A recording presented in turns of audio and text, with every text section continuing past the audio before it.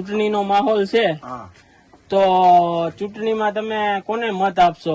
અમે કમળમાં. બરાબર. સમજાઈ ગયો.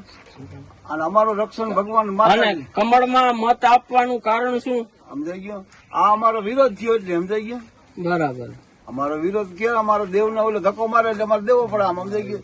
અમારે દેવને ઓલું કરે. સમજાઈ ગયું કે એને અમે માન્યતા કરતા હતા અને અમે આની માન્યતા કરી, એની માન્યતા કરતા નથી. સમજાઈ ગયું.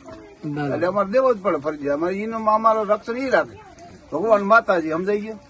તો અમે છતરો પર અમને કોણ આવી જાવ, કોઈ અમારો ભાવ પૂછાય કે તમે શું કરો, કાજ તરીકે. સમજાઈ ગયું. અમારા માલ ઢોર તડક્યો હોય, ટાઈટ હોય, માલ ઢોર માં રખડતા હોય, રાતે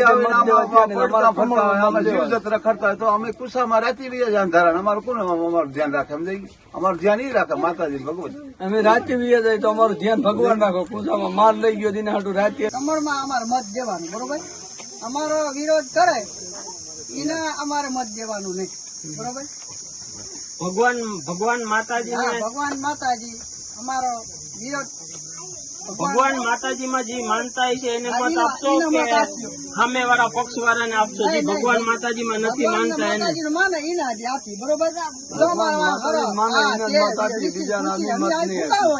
અમારા માતા હજુ વયું જાય. અમારું ધ્યાન કોણ આપે?